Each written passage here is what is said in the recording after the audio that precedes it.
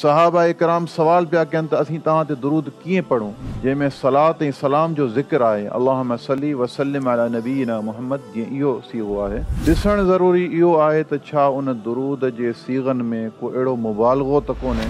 उहे अल्फाज़ जेके रसूलुल्लाह सल्लल्लाहु अलैहि वसल्लम पाण ॿुधाया आहिनि, उन्हनि जो इंतख़ाब सभिनि खां अफ़ज़ल आहे।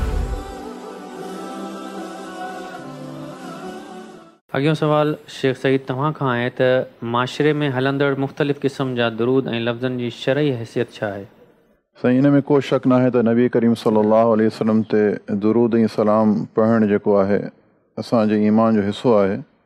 पर ईअं चइजे त अल्लाह रब्बुल इज़्ज़त जो हुकुम आहे, इन्नल्लाह व मलाइकतहू युसल्लूना अलन नबी या अय्युहल्लज़ीना आमनू सल्लू अलैहि व सल्लिमू तस्लीमा।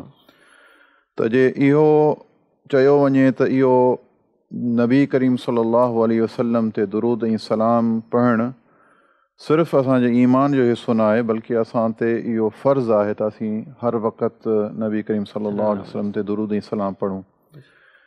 नबी करीम सल्लल्लाहु अलैहि वसल्लम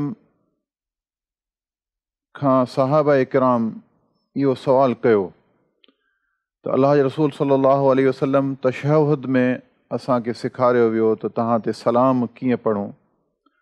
फ़कैफ़ नुसल्ली अलैक, त पोइ असीं तव्हां ते दुरूद कीअं पढ़ूं, सलात कीअं पढ़ूं। त नबी करीम सल्लल्लाहु अलैहि वसल्लम फरमाइनि था, फ़क़ूलू अल्लाहुम्मा सल्लि अला मुहम्मद व अला आलि मुहम्मद कमा सल्लैता अला इब्राहीम व अला आलि इब्राहीम इन्नका हमीदुम मजीद, अल्लाहुम्मा बारिक अला मुहम्मद व अला आलि मुहम्मद कमा बारकता अला इब्राहीम व अला आलि इब्राहीम इन्नका हमीदुम मजीद।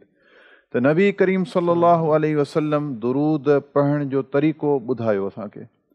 हाणे रहियो सवाल त अव्हां चयो त अॼु असांजे माशरे में अहिड़ा केतिरा ई दुरूद जा सीगा मिलनि था। ॾिसणु ज़रूरी इहो आहे त छा उन दुरूद जे सीगनि में को अहिड़ो मुबालगो त कोन्हे, को अहिड़ो शिरकिया अल्फाज़ त कोन्हे। इन जे करे छो आख़िर में एतिरियूं किताबूं अव्हांखे मार्केट में मिलनि थियूं जंहिंमें नबी करीम सल्लल्लाहु अलैहि वसल्लम जे दुरूद जे नाले सां मौजूदु आहिनि, पर उन में शिरकिया अल्फाज़ मौजूदु आहिनि ऐं नबी करीम सल्लल्लाहु अलैहि वसल्लम जी ज़ात सां ग़ुलू बि मौजूदु आहे। तंहिं करे जेकी शइ रसूलुल्लाह सल्लल्लाहु अलैहि वसल्लम खां सहाबा इकराम यानी पाण करीम सल्लल्लाहु अलैहि वसल्लम ते दुरूद पढ़णो आहे, हुकुम अलाह ॾिनो आहे, ऐं सहाबा इकराम सवाल पिया कनि त असीं तव्हां ते दुरूद कीअं पढ़ूं, ऐं पाण करीम सल्लल्लाहु अलैहि वसल्लम उन दुरूद पढ़ण जो तरीक़ो पिया ॿुधाइनि, उहे अल्फाज़ ॿुधाइनि पिया, त उन बहितरीन अल्फाज़नि खे छॾे असीं ॿियनि अल्फाज़नि जो इंतिख़ाब छो कयूं।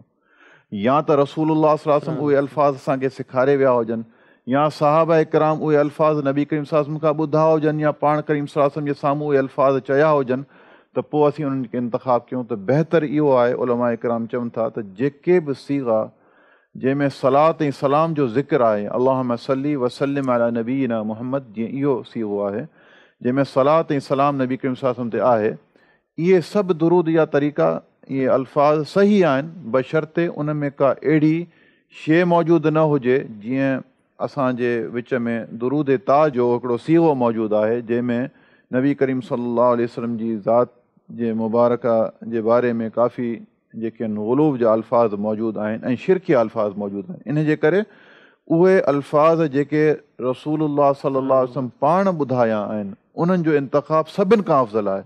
पर जे उन्हनि खां आसान सल्लल्लाहु अलैहि वसल्लम बि चवणु जेको आहे, इहो बि नबी करीम सल्लल्लाहु अलैहि वसल्लम ते दुरूद आहे। त इन्हनि शयुनि जो जे ख़्यालु कयो वञे त सम्झां थो त उलमा इकराम जो जेको इहो चवणु आहे त बहितरीन दुरूद इब्राहीम आहे। उन खां पोइ जेके बि अल्फाज़ आहिनि जंहिंमें शिरक ऐं नबी करीम सल्लल्लाहु अलैहि वसल्लम जी ज़ात सां ग़ुलूब न आहे, उहे इस्तेमालु करे सघनि था। वल्लाहु आलम। बारकल्लाहु फीकुम।